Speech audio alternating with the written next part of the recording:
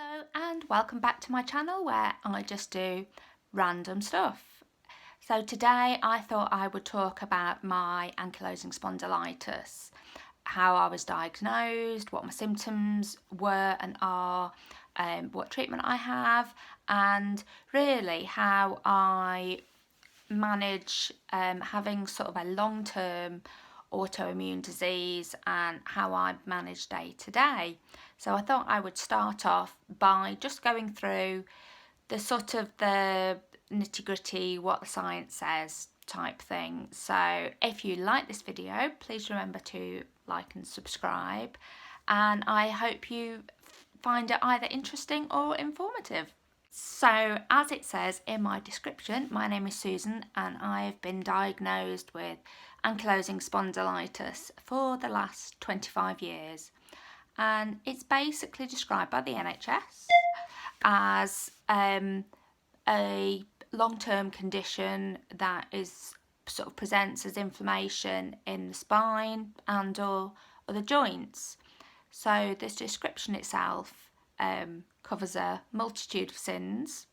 For me, it predominantly affects my sacroiliac joint and my spine, although it has affected other joints that have sort of flared up and flared down over the years. Symptoms that can be associated with AS can be obviously pain, fatigue, joint swelling, and that's how mine was diagnosed really. When I was sort of 17, 18, I began to have sort of hip and back pain, which they initially put down to growing pains, but my dad also has ankylosing spondylitis. So they did the blood test for the HLA-B27 gene, sorry I always get that wrong, and that came back positive. So at that point they said it's more than likely you have ankylosing spondylitis, which at 17, 18 was slightly overwhelming, and I didn't really understand what that meant. But at that point I didn't really need any sort of treatment plan. They just managed my symptoms as they sort of presented themselves. I got older and my symptoms became more frequent and sort of got progressively worse. Then I went back to my GP and I was referred to a rheumatologist because we already knew that I had the AS gene. They did a bit of sort of more in-depth investigation because initially I'd had x-rays, which I think a lot of people have, and obviously on the x-rays nothing tends to show up. So this time I had an MRI scan and that showed areas of damage and inflammation around my SI joint and my spine. So at that point they said, yeah, you've definitely got ankylosing spondylitis and we need to come up with a treatment plan. So sort of following on from that, I've had physio, I've had some occupational therapy. I sort of take painkillers in terms of sort of paracetamol. Unfortunately, I can't take anything like ibuprofen or non-steroidals because I also have ulcerative colitis. And I don't, for a number of reasons, really want to go down the stronger painkiller route. So sometimes if my pain is very bad and I need to go somewhere, then I will have some like cocodamol. But I also use sort of heat and things like that, really just to try and manage my symptoms. And that sort of kept everything on a sort of an even keel. But then probably three years ago now, my pain levels were just getting worse and worse. I'm also losing my voice.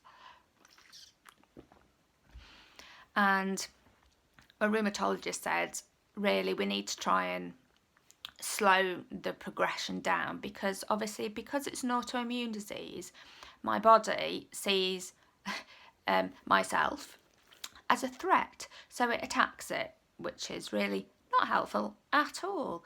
So in order to sort of prevent that attack,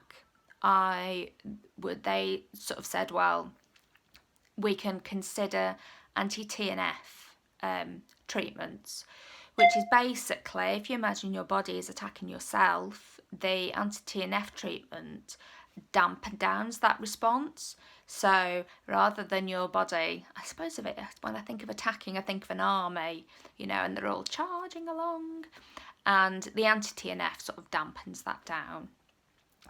So I sort of weighed up the pros and cons, and I will talk about anti-TNF on a separate video because it's quite a complex thing.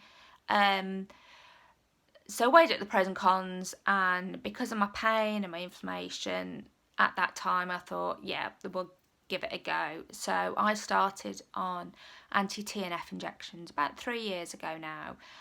And in terms of my symptom progression, it has been, night and day, the difference it's made. Unfortunately, anti-TNF suppresses your immune system, which is great for the fact that it doesn't attack your joints, but not so great because then when you come in contact with other viruses and bacteria, your immune system doesn't respond in the way it should.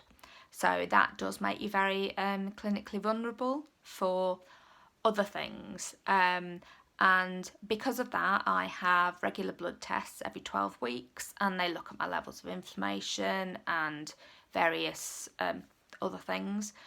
And it also meant that when we've had the recent coronavirus, because I'm immunosuppressed, that does put me in the high risk group. So I've had to isolate for 4 months in all, and I'm still very wary about going out and about excessively.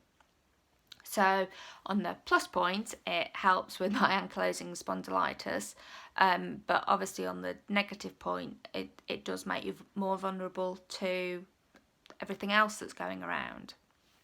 Having said that, I never thought that I would discontinue it, so I think that was definitely worth exploring in another video.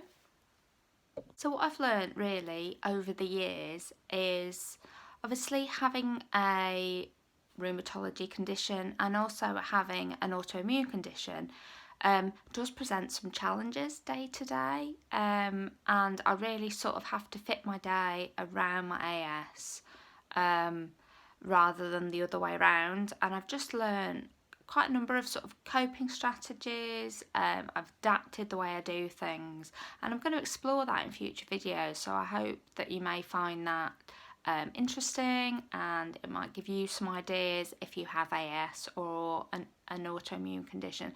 And I've just put some sort of symptoms of autoimmune conditions just up there, just for reference, because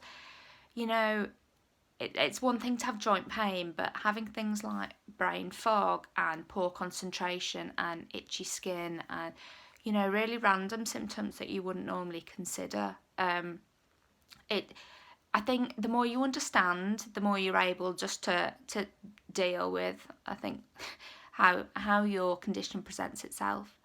So I really hope you found this interesting and beneficial, and I hope that I can go on to make some more just really how I manage day to day with my AS, and the fact that, yes, it is a long-term condition, and, I guess it's not going to get any better, but, it certainly is manageable, and it can be more manageable if you just are able to adapt how you do things day to day. So thank you very much for watching, and hopefully I will see you in the next video. Bye.